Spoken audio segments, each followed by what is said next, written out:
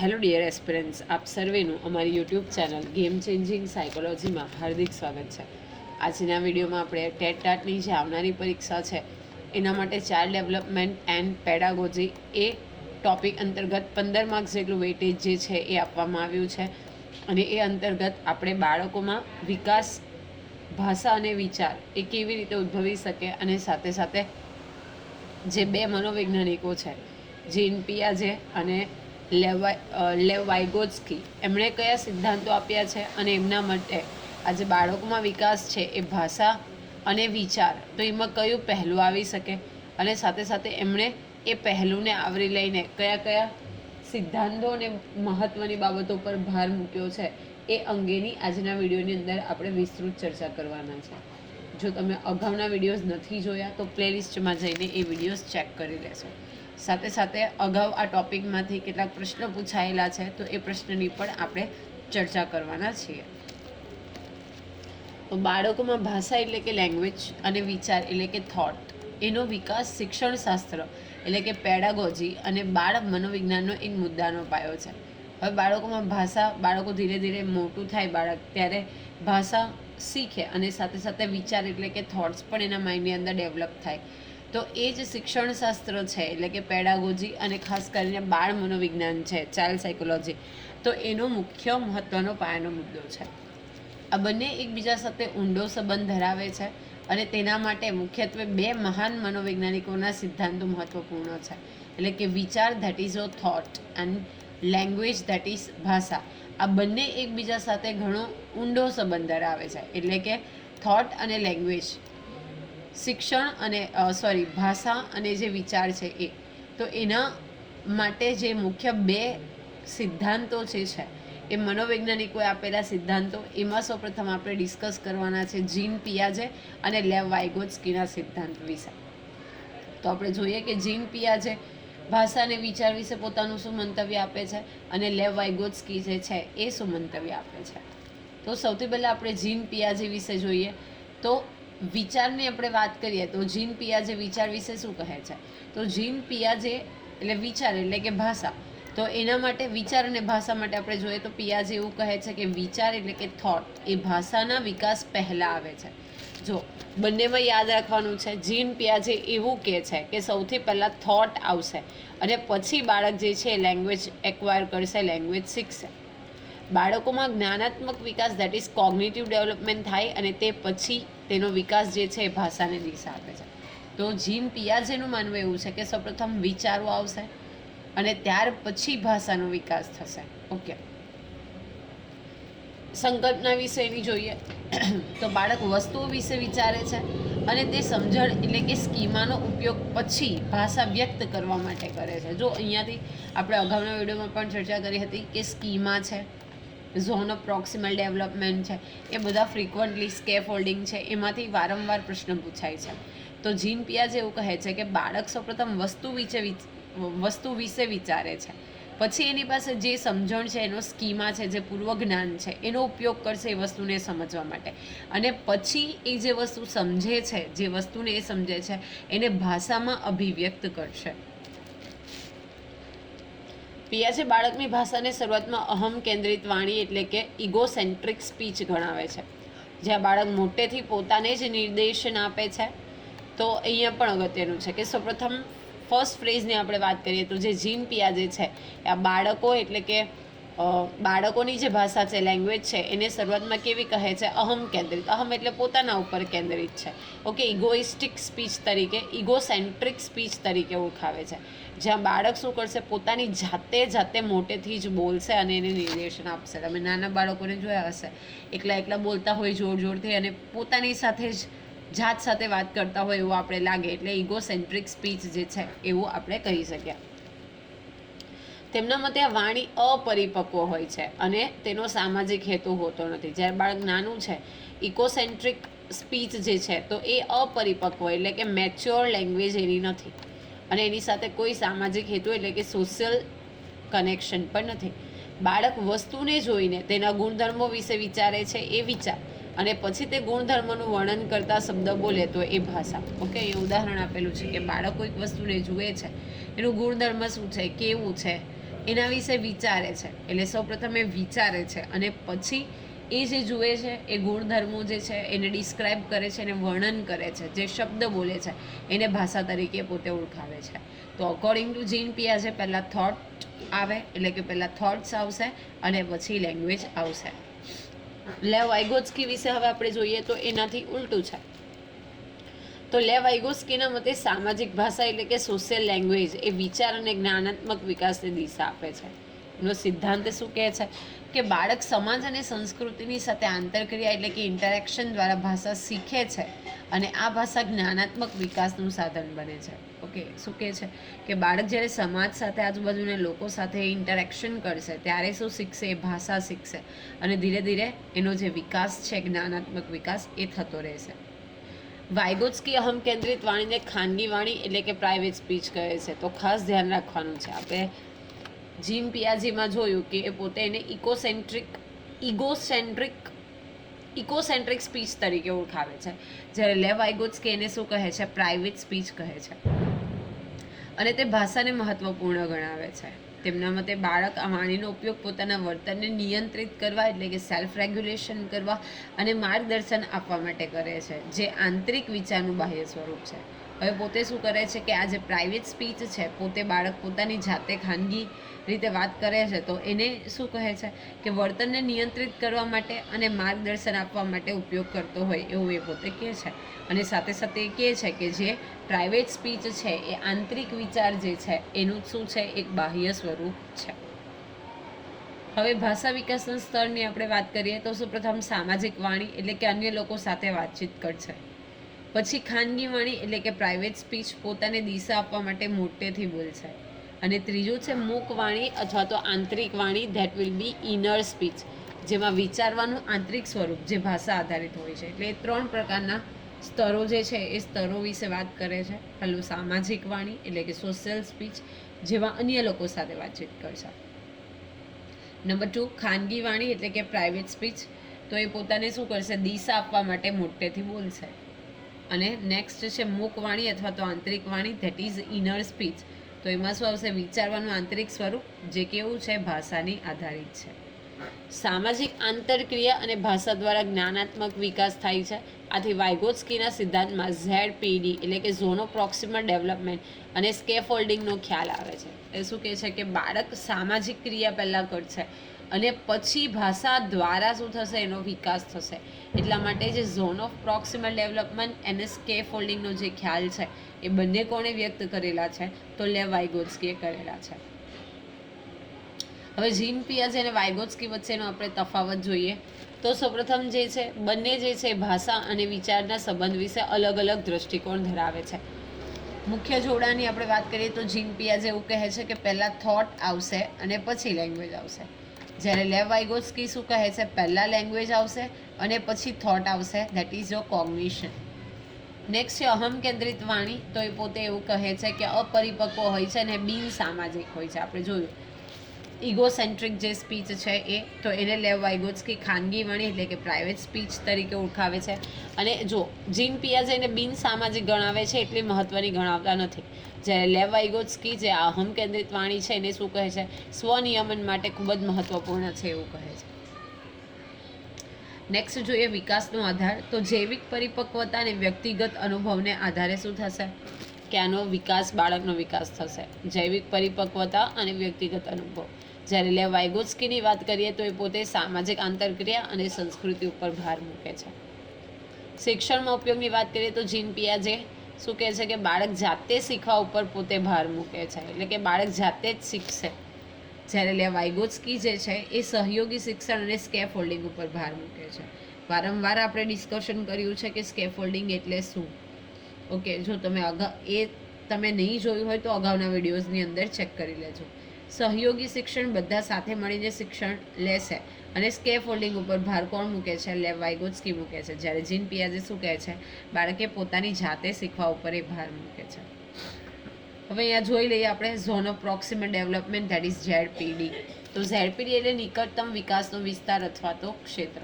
હવે જોઈએ કે ZPD એ બાળકના વાસ્તવિક વિકાસ સ્તર એટલે કે એકચ્યુઅલ ડેવલપમેન્ટ લેવલ અને તેના સંભવિત વિકાસ સ્તર that is potential development level વચ્ચેનો તફાવત છે. શું છે? તો એક ડિફરન્સ છે કોની વચ્ચેનો. પોટેન્શિયલ ડેવલપમેન્ટ એ કેટલું કરી શકે છે એ, અને વાસ્તવમાં એ ક્યાં છે, તો એ વચ્ચેનો તફાવત જે છે ધેટ ઇઝ ZPD. હવે જોઈએ આપણે, આ એક એવો વિસ્તાર છે જ્યાં બાળક પોતાની જાતે કામ નથી કરી શકતો, પરંતુ કોઈ વધારે જાણકાર વ્યક્તિ એટલે કે મોર નોલેજેબલ અધર MKO જેમ કે શિક્ષક કે માતા પિતાની મદદથી સફળતાપૂર્વક કાર્ય કરી શકે છે. તો સીટેટની એક્ઝામમાં ઘણી બધી વખત MKOનું ફૂલ ફોર્મ પૂછાયેલું છે, મોર નોલેજેબલ અધર. જો બાળક જાતે નથી કામ કરતું, પણ એનાથી વધારે કોઈ જાણકાર વ્યક્તિ છે તો એની મદદથી એ શું કરશે? કામ કરશે. ફોર એન એક્ઝામ્પલ, માનો કે બાળકને સાયકલ નથી આવડતી, તો એના માતા પિતા શીખવાડશે, તો એના માતા પિતા જે છે એ MKO એટલે કે મોર નોલેજેબલ અધરનો રોલ પ્લે કરશે. માનીએ કે એને શિક્ષણમાં કોઈ પ્રોબ્લેમ છે, તો એ શિક્ષકની હેલ્પ લેશે.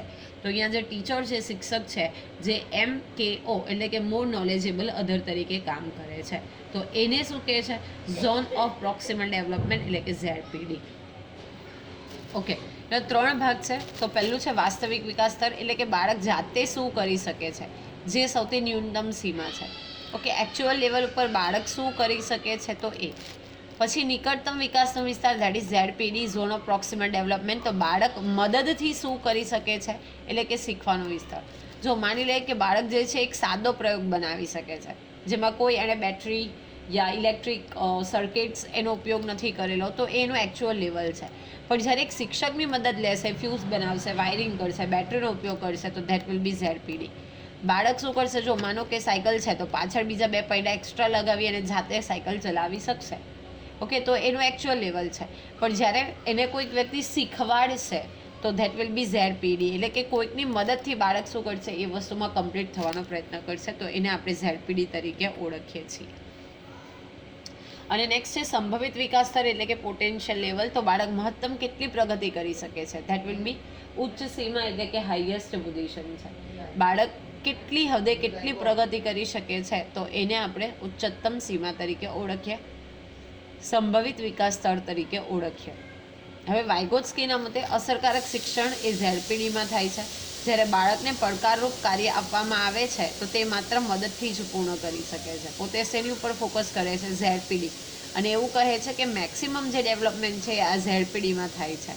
જેટલું એને ચેલેન્જિંગ તમે ટાસ્ક આપશો, તો એ શું કરશે? ZPD જે છે MKO મોર નોલેજેબલ અધર, એની હેલ્પ લઈને એ બાળક એ કામ કરતાં શીખે છે. હવે સ્કેફોલ્ડિંગ વિશે જોઈ લઈએ. તો સ્કેફોલ્ડિંગ એટલે ટેકો અથવા તો આધાર આપવો. સ્કેફોલ્ડિંગ એ MKO એટલે મોર નોલેજેબલ અધર દ્વારા વિદ્યાર્થીને તેના ZPDમાં આપવામાં આવતો અસ્થાયી અને પરિવર્તનશીલ ટેકો છે. જો ખૂબ જ અગત્યનું છે. જેમ કે મેં તમને હમણાં એક્ઝામ આપ્યું કે એને સાયકલ ચલાવતા શીખવી છે, તો થોડા સમય સુધીના પેરેન્ટ્સ હશે યા MKO છે મોર નોલેજેબલ અધર, એને થોડોક સપોર્ટ કરશે. ઓકે, પરમિનન્ટ નહીં. પછી એવું લાગે કે બાળક શીખી ગયું છે, તો એને શું કરશે? એને જે હેલ્પ કરે છે બંધ કરી દેશે. તો એ અસ્થાયી અને પરિવર્તનશીલ ટેકો છે. ઓકે, સ્થાયી નથી, ટેમ્પરરી ફક્ત આપવામાં આવતો સપોર્ટ છે. એનો હેતુ શું છે? તો બાળક જ્યારે નવું કૌશલ્ય શીખતું હોય કે કોઈ સમસ્યા ઉકેલતું હોય, ત્યારે શરૂઆતમાં તેને વધુ મદદની જરૂર પડે છે. માનો કે મેથેમેટિક્સ છે, કોઈ સોલ્વ સમ કરે છે, તો એને ટીચર થોડી સ્ટાર્ટિંગની અંદર શું કરશે? હેલ્પ કરશે કે આવી રીતે સ્ટેપ લખી શકાય, આવી રીતે સ્ટેપ કરી શકાય. પણ જેમ જેમ બાળક તે કાર્યમાં નિપુણતા મેળવે છે, તેમ તેમ આ મદદ ધીમે ધીમે પાછી ખેંચી લેવામાં આવે છે. પણ એક ફ્રેઝ એવો આવે, શિક્ષકને ખબર પડી જાય કે એને બધા સ્ટેપ આવડી ગયા છે, તો પછી એને શું કરશે? શિક્ષક મદદ કરતા બંધ થઈ જશે. પછી વિદ્યાર્થીને સંકેતો એટલે કે ક્લૂઝ કે યાદ કરાવવું એટલે કે પ્રોમ્પ્ટિંગ જેવી મદદ આપે છે. પછી એને સંકેત આપવામાં આવે, ક્લૂઝ આપવામાં આવે, હિન્ટ આપવામાં આવે, અને પછી એને શું કરાવવામાં આવે? મેમરાઇઝ કરાવવામાં આવે, યાદ કરાવવામાં આવે. જ્યારે વિદ્યાર્થી કાર્ય કરવા માટે સક્ષમ બને છે, ત્યારે શિક્ષક મદદ કરવાનું બંધ કરે છે. હવે જાતે સમ કરવા માંડશે, જાતે બાઇસિકલ ચલાવવા માંડશે, તો ત્યારે આપણે શું કરીશું? હેલ્પ કરવાનું બંધ કરી દઈશું. જેમ કે એક્ઝામ્પલ આપેલું છે, જેમ મકાન બનાવતી વખતે કામ ચલાવ ટેકા ધેટ ઇઝ સ્કેફોલ્ડિંગની જરૂર પડે છે, જે કામ પૂરું થતાં દૂર કરવામાં આવે, તેવી રીતે શિક્ષકની પ્રક્રિયામાં પણ શિક્ષક કામ ચલાવ મદદ આપે છે. તમે ઘર કોઈક બનાવો છો, તો એને શું કરવામાં આવે? અંદરથી બહારથી યોગ્ય ટેક આપવામાં આવે, જેથી કરીને મકાન જે છે એ વ્યવસ્થિત રીતે બનાવી શકાય, ટકાઉ મકાન બનાવી શકાય, આપણે જે કોઈ શેપ આપ્યો છે એ પ્રોપર રહે. એવી જ રીતે વિદ્યાર્થીને પણ એવું જ છે કે વિદ્યાર્થી જ્યારે શીખે છે, અધ્યયન કરે છે, તો એ પ્રક્રિયામાં શિક્ષક જે છે એ શું કરશે, ટેમ્પરરી એટલે કે અસ્થાયી એને ટેકો આપશે, સપોર્ટ આપશે, એને હિન્ટ આપશે, જેથી કરીને બાળક શું કરશે, જે કોઈ પ્રોબ્લેમ છે એને ઇઝીલી સોલ્વ કરી શકે. તો એને આપણે સ્કેફોલ્ડિંગ તરીકે ઓળખીએ છીએ. ઝેડપીડી એ જગ્યા એટલે કે સ્પેસ છે જ્યાં શિક્ષણ અસરકારક બને છે, અને સ્કેફોલ્ડિંગ એ ઝેડપીડીમાં સફળતાપૂર્વક શીખવા માટે આપવામાં આવતી પદ્ધતિ એટલે કે મેથડ અથવા તો ક્રિયા એક્શન છે. બંને અગત્યનું છે કે ઝોન ઓફ પ્રોક્સિમલ ડેવલપમેન્ટ એક સ્પેસ છે જ્યાં શિક્ષણ જે છે શું બને છે, અસરકારક બને છે, એટલે મેક્સિમમ બાળક આમાં શીખી શકે. પણ સ્કેફોલ્ડિંગ શું છે, તો આજે સફળતાપૂર્વક આપણે શીખવવાનું છે, તો એના માટે કરાવવામાં આવતી અથવા આપવામાં આવતી ટેમ્પરરી હેલ્પ છે, મદદ છે, પદ્ધતિ છે, ક્રિયા છે, મેથડ અથવા તો એક્શન છે. ઓકે, તો બંને અગત્યના છે, સ્કેફોલ્ડિંગ અને ZPD, zone of proximal development. Okay, તો યાદ રાખવાનું છે કે જ્યારે આપણે વાત કરી જીન પિયાજેની, તો જીન પિયાજે શું કહે છે કે પહેલાં બાળક વિચાર કરતા શીખે, પછી ભાષા, અને લેવ વાઇગોત્સ્કી પહેલાં વિચાર અને પછી ભાષા ઉપર ફોકસ કરે છે. હવે આ ટોપિકમાંથી કેટલાક પૂછાયેલા પ્રશ્નો તરફ આપણે એક નજર કરીએ.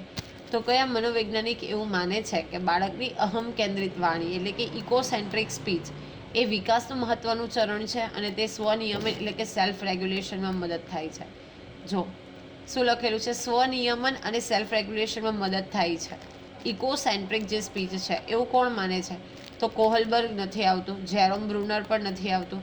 જીન પિયાજે શું કહે છે કે એ તો અસામાજિક વાણી છે.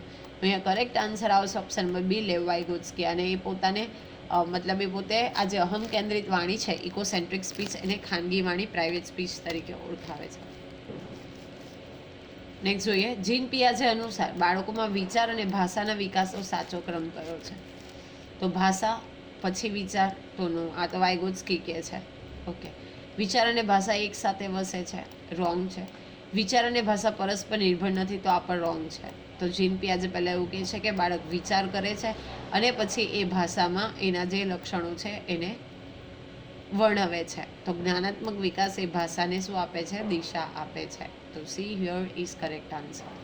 નેક્સ્ટ જોઈએ, ઝોન ઓફ પ્રોક્સિમલ ડેવલપમેન્ટ ઝેડપીડી એટલે શું, તો બાળક જે જાતે કરી શકે,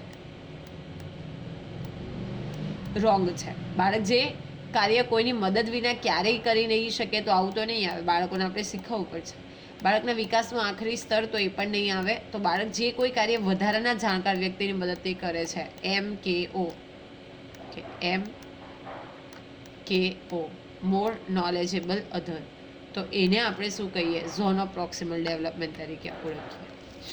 નેક્સ્ટ, શિક્ષક વિદ્યાર્થીને નવા કૌશલ્ય શીખવવામાં શરૂઆતમાં વધુ મદદ આપે છે, અને જેમ જેમ વિદ્યાર્થી શીખતો જાય તેમ તેમ તેને મદદ ધીમે ધીમે પાછી ખેંચી લે છે.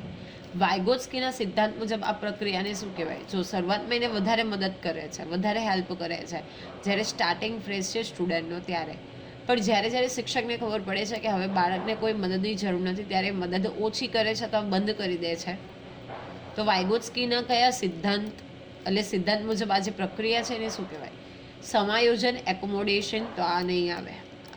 આત્મસાતીકરણ, એસિમિલેશન, આ પણ નહીં આવે. જ્ઞાનાત્મક સંઘર્ષ, કોગ્નિટિવ કોન્ફ્લિક્ટ, આ પણ નહીં આવે. તો એને આપણે સ્કેફોલ્ડિંગ તરીકે ઓળખીશું. નેક્સ્ટ,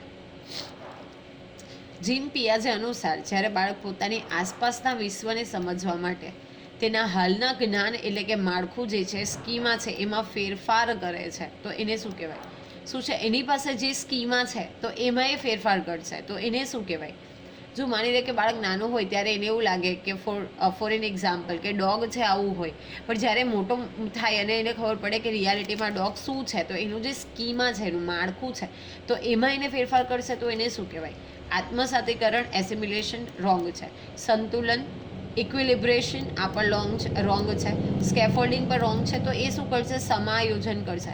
એની પાસે જે પૂર્વ નોલેજ છે, સ્કીમા છે, એમાં ફેરફાર કરશે અને વર્તમાન પરિસ્થિતિ સાથે એ વસ્તુને એક્સેપ્ટ કરશે, તો એને સમાયોજન, એકોમોડેશન તરીકે ઓળખીએ. તો આશા રાખું કે આજના વિડીયોમાં આપણે જે લેવ વાઇગોત્સ્કી અને જીન પિયાજેનું ભાષા અને સાથે સાથે જે વિચાર અંગેના જે સિદ્ધાંતની ચર્ચા કરી એમાં તમને ખબર પડી હશે. જો વિડીયો પસંદ પડે તો વિડીયો લાઇક કરી અને શેર કરવાનું ભૂલશો નહીં. અને આવા જ વધુ વિડીયોની અપડેટ્સ મેળવવા માટે even you can subscribe our YouTube channel game changing psychology. Thank you for watching the video. Have a nice day.